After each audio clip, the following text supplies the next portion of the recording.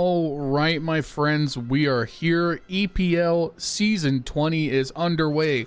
32 teams have entered Malta, not to avoid taxes, but instead to throw down in an epic 3-week journey that will end with one team remaining at the very top, crowned as this season's EPL champion. Over the course of the last week, we have watched Group A and Group B decide who are the first teams to advance to the playoff stage and who are the first teams heading home early.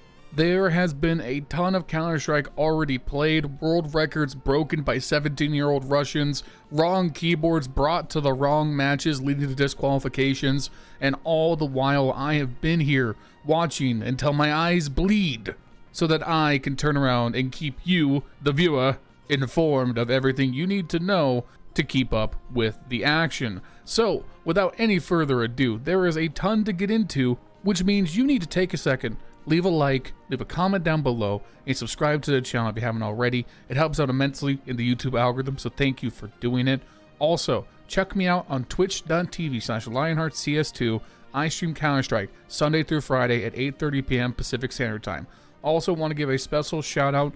My most recent upload was the start of a brand new series of bringing you guys along with me on my journey to see just how good at Counter-Strike I can get and share with you the most helpful practice and training I find along the way. So go check out that upload and keep an eye on that series as it develops. Other than that, let's go ahead and start talking about Group A. Alright, brother, entering the Thunderdome of Group A, we have Faze Clan, Mongolz, FlyQuest, Eternal Fire, Heroic, Ninjas in Pajamas, Vision, and Navi. Alright, let's just all agree I am never doing that voice again. Alright, cool? Okay. So, because there's so much going on in EPL on any given day, we're going to focus primarily on the teams that advanced out of each group. Our 4 advancing teams out of Group A were Eternal Fire and Navi through the upper bracket finals, and then Faze through the lower bracket finals, and lastly Heroic through the last chance stage. Let's start off with by far the most surprising team of Group A to me, and that was Eternal Fire. Eternal Fire have been on a very strong run of form lately. They just came in second at the last Bet Boom Dacha. They've been taking some big series off of big teams, and they've not only just looked good in the way that Eternal Fire has looked good in the past, whereas Zontalos or Woxic are just carrying, they've looked better as a team. This map pool has improved quite a bit. Wucadia, Calyx are starting to have better impact. They look a bit more of a cohesive unit than they have previously, especially before the player break. And here, they cruised all the way to the upper bracket final against Navi. They beat FlyQuest 2-0. Pretty much no contest there. FlyQuest could not keep up with the power on Eternal Fire's side. And it was just like the typical Eternal Fire formula, where Major is going to call great default simple strategies, Zontalos is going to be transcendently good, and just the difference recently, again, like I said, is Calyx, Woxic, and Wucadia all being more consistent as a unit, which has really made a difference in this team's firepower. In their second round matchup, they took on Mongolz, who had upset Faze in their opening round, and Eternal Fire made short work of them. 13-8 on Dust 2, 13-1 on Nuke, just shutting the door on Mongolz, who had upset everybody's expectations on the first day and gave them no quarter whatsoever, and here, Woxic was on fire. Him and Zontalos made a great duo on Dust 2, 20 kills and 17 respectively, and on Nuke, Woxic's impact with the AWP was unbelievable, 20 kills, 9 AWP kills over the course of the map.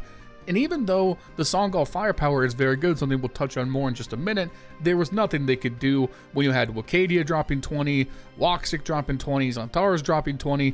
This was elite play by Eternal Fire in these opening 2 series. And then in the upper bracket final against Navi, I would say one of the best maps of EPL so far was their first map matchup on Anubis, where they went to triple overtime, only just barely losing out to Navi in the end. And listen, Navi, they're for my money the #1 team in the world right now. Losing to them is no big deal. Yes, winning and securing a quarterfinal spot right away is definitely very helpful, but being in the second round of the playoffs is still very good. So this wasn't the most high stakes game for Eternal Fire. And in fact, on the second map, Mirage, Navi, the best Mirage team in the world, they stomped them out 13-5. But still, Eternal Fire, they still looked very good and competent, especially on that Anubis pick. And just to hammer it home again, it's not just Zontalos on his own. Wicadia and Calyx right behind him, giving him that fragging support that's been missing so often for this team. So they're in the playoffs, and honestly, Eternal Fire, they're looking a lot better. I'm really curious to see how far they can push it with this lineup.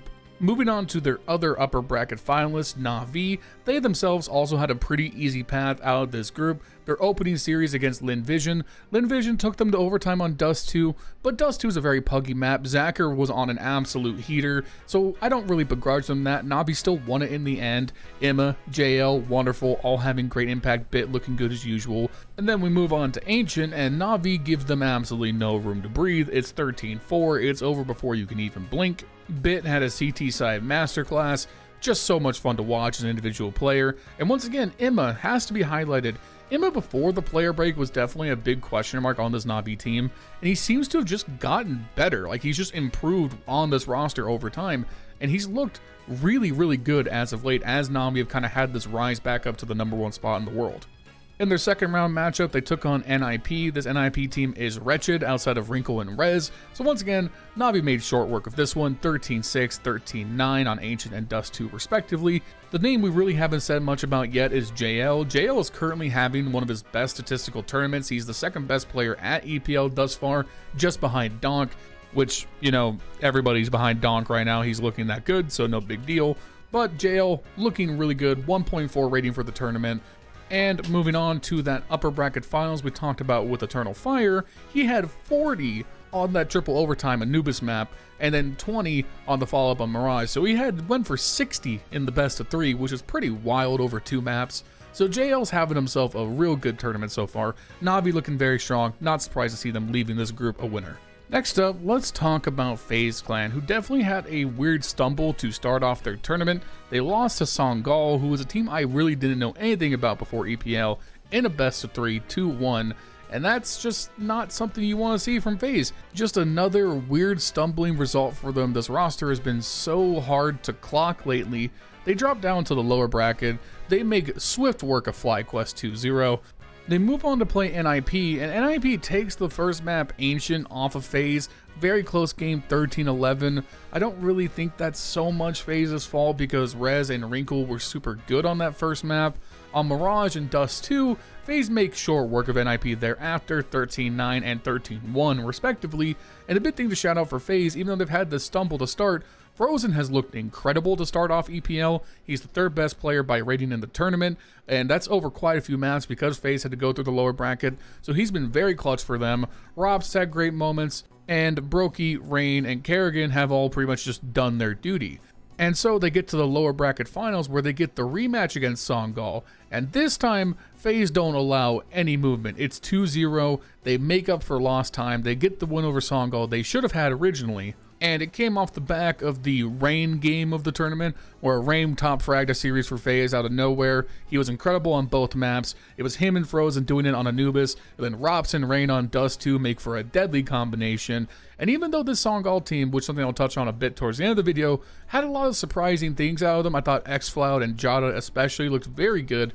They couldn't get 2 wins off of Faze. That would have been beggar's belief at that point, and they're going to go down to the last chance. So it was a little scary, but Faze, they're through. They're in the playoffs, and you know, playoff Faze is always a possibility, so we'll see how that develops. And lastly, out of Group A, we have the weirdest story of the tournament, and that's Heroic. If you follow the news, you'll know that in Heroic's opening series against NIP, Tesses, who was using a Razer keyboard, had SnapTap enabled by accident, and the first map was considered a DQ. NIP would go on to take one of the next 2 maps and take the series 2-1 as they were granted the first win by default. And listen, I'm sure people want to criticize Tesses or make weird narratives out of this. I honestly do believe this was a honest mistake. These things do happen. He can use the keyboard without SnapTap, so he didn't replace it beforehand. These mistakes are going to happen from time to time, especially with a new ruling. And had this not happened, I'm in full confidence that Heroic wins this series because NIP just aren't that good. And in point of fact, Heroic, they drop down to the lower bracket. They make swift work of LinVision 2-1. Against Mongolz, they have a nail-biter series with Mongolz just takes the victory over them. And honestly, this feels like a very winnable series for Heroic, not only just by name value, but if you look at the statistics, and if you look at the rounds, Heroic were there. They were playing good Counter-Strike. Dexter looked good, Shush, Nurse, and Tesses all had their great moments. it just feels like they weren't able to close out a lot of rounds. They were just kind of missing that X factor to give them that clutch ability to win the last few rounds, and honestly, they just kind of bled out. They were making the rounds competitive, but they couldn't finish them, and after an overtime victory on Mirage, they couldn't keep up on Ancient 13-9, and they couldn't close out on Nuke 13-11, so they have to drop down to the last chance, which is definitely scary because you lose one more series and you're out. But in those deciders, Heroic was on the revenge tour. They beat NIP 2-1, looked very great in that series, and closed the door on NIP very fast, and then they beat Mongolz 2-0. And especially in this final series against Mongolz, Heroic just looked very confident, very in control. These were still close games, 13-9 and 13-11, but all of Nertz, Tessus, and Dexter had moments of great impact throughout both games. And Kickstand, he was calling great strats, especially on Nuke, and they just looked more confident, more locked in, and Nertz especially was just looking very good. He was the difference maker for me, and he keeps Heroic alive. They creep into the playoffs, and this is a team that I have a lot of time for, a lot of respect for, and they've had so many unfortunate issues arise to start this season. I hope they can do well throughout the rest of EPL. I really do believe in this roster. Moving on, let's talk about our advancing teams out of Group B. We had MiBR, G2, Team Spirit, and our last advancing team for this first week of the 20th season of EPL would be the Mongolz. Now, by far, the surprise of this group and the surprise of the tournament so far has been MiBR. MiBR have done incredibly well to start off this EPL, and frankly, they're another Brazilian team on the rise, which just goes to show how much depth the scene currently has. Now, we all know just how good Insani and Safe have been, but honestly, Exit, Drop, their team play have all gone a lot better, and they've been looking really good as a unit. And if you know some of the trade rumors going around, they might be replacing Burnsin with a much better piece soon, which could in fact position MiBR to be one of the best teams in Brazil overall. They started off their Pro League run by taking out 9Z 2-0 in their opening set. 9Z, of course, are no slouch in and of themselves, and frankly a team I would be rooting for, but here MiBR made swift work of them. 13-9 on Anubis, 13-10 on Nuke. Nuke being a map that MiBR has played very well so far to start this event, and here it was the standard MiBR formula. Safe looked incredible with the op on Anubis. Insani was living up to his namesake on both maps, just incredible with the rifle in his hands. And like I said, this team continues to improve as a unit. The strats are looking sharper, Drop and Exit are looking better as individuals. Burnsin, definitely the worst player on this team, but even then, he's had moments where he's looked better than in the past.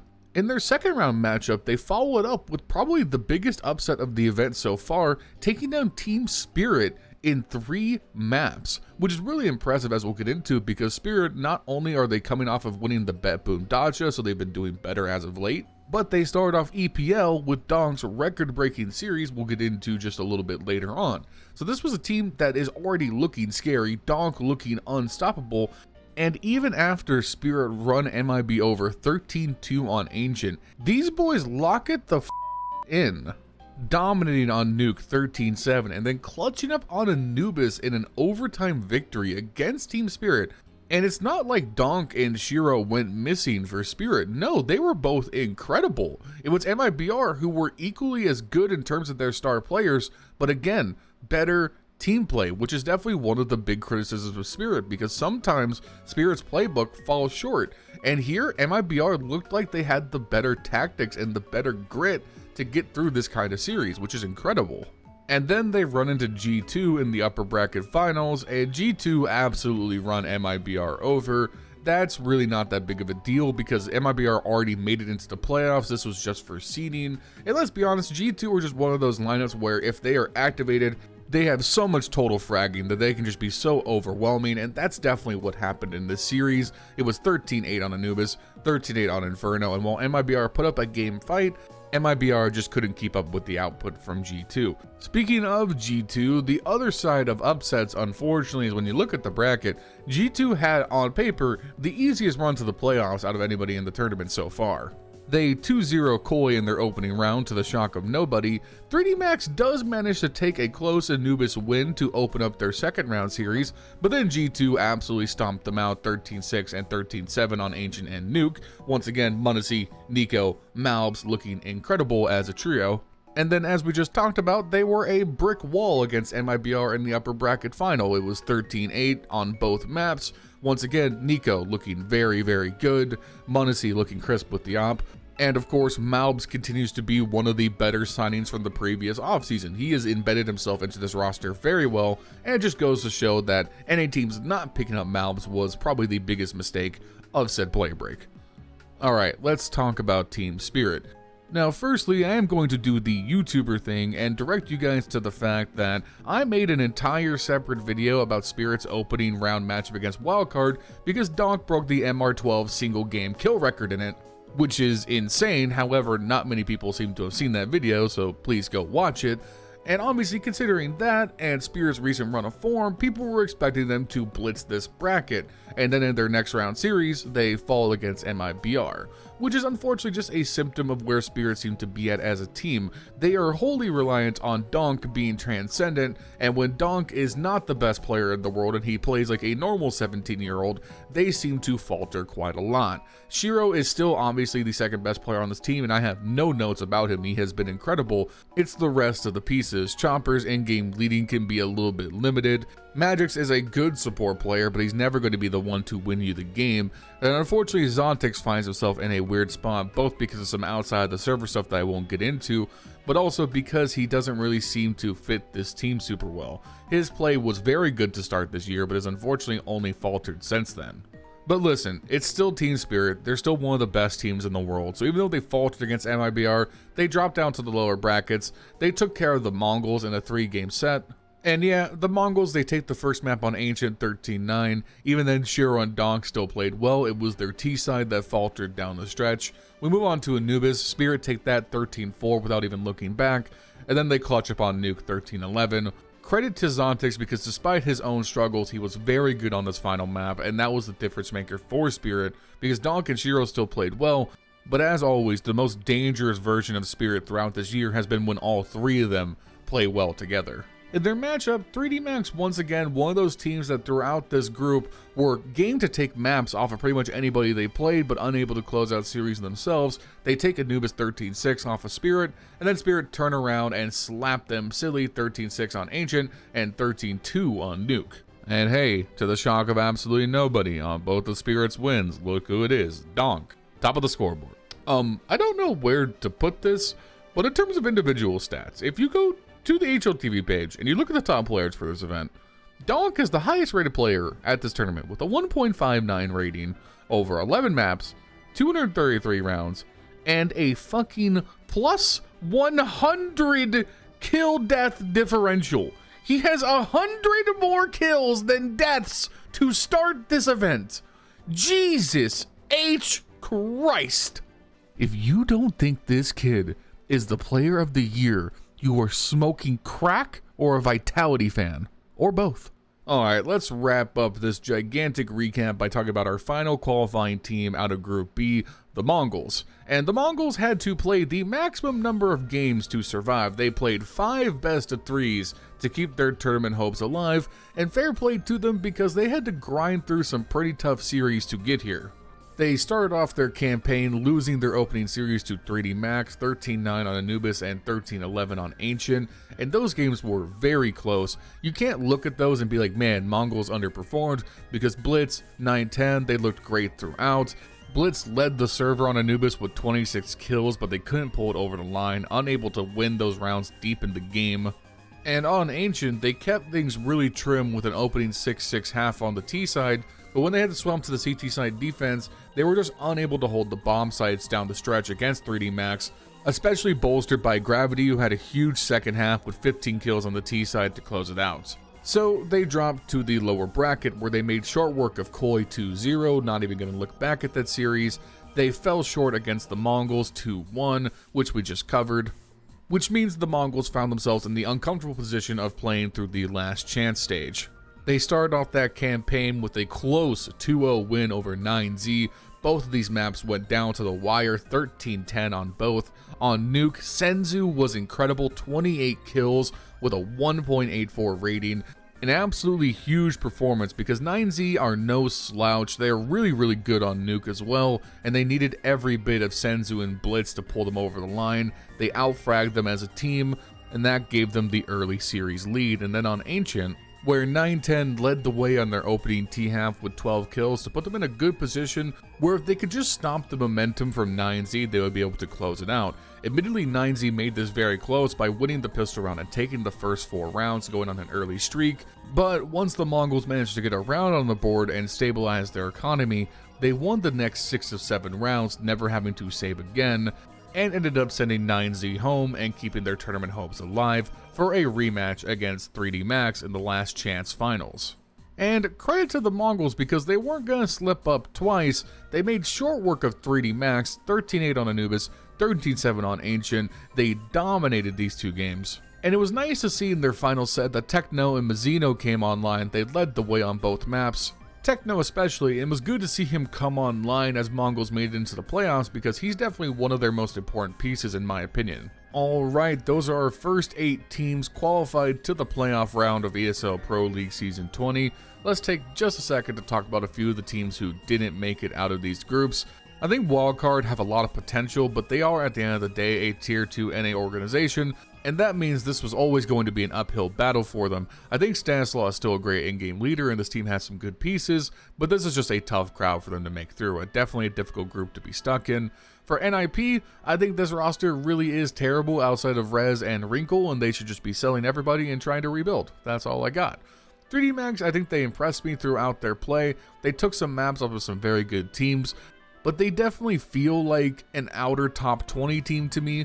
Like if the Mongolz are your team that are going to be like your 13 to 15 slot in the world, they occasionally make that kind of run where they upset a group stage, 3D Max are like a step behind the Mongolz. Songol were definitely a team that surprised everybody taking that opening series off of Faze. They were a team that I previously knew nothing about admittedly. It's a very interesting roster. Jada and XFlow both impressed me throughout their play. They look like they're very good individuals, and honestly, considering they're both Turkish, I wonder if we might see them move into Eternal Fire at some point if they continue to improve. And then for me, the team that I really did expect to do better was 9Z. 9Z have very much impressed me so far this split. I think they've been one of these surprise tier 2 teams where they've looked a lot better than the caliber of team you would expect them to be on paper. I think they have a really solid base, and then some of their individuals are quite good for the caliber of team they are. Just here, this was a tough group to be in. They couldn't get off to a good start, and they failed to convert some of those lower bracket games where I thought they really did have a chance. And lastly, Koi, Linvision, FlyQuest, these are all of the tier 2 teams that I really never expect to do anything. I don't think they're good enough for this level. I don't even really expect them to get an upset off unless something really weird happens. Anyways, that is our first, a very long recap for EPL. The schedule going forward next week, once Group C and D are concluded, we'll have one more recap for the group stage, and then we'll move into our more typical day-by-day format as the playoffs kick off. So make sure you guys like, comment, subscribe to keep up with all the EPL action. I do recaps for all the major tournaments, so hopefully you enjoy. Also, like I said, check out my new series where we're going to be documenting my journey to become a better individual Counter-Strike player. I think the first video was very good, so hopefully you guys enjoyed that. All that good stuff. These videos are powered by Advanced.gg. If you browse their website, look at any of their excellent products and decide to make a purchase, you can use my code LIONS10 at checkout for 10% off. And it lets them know that I sent you their way. Thank you to Advanced.gg. If you want to become a channel member, you can check the link in the description down below. Shout out to my channel members Justin, Jesse, Furley, Bubblesj, and Dr. Cocktor for keeping the lights on. And finally, check me out on Twitch, also linked in the description. I stream Sunday through Friday at 8:30 p.m. Pacific Standard Time. Hopefully you'll come by and say hello.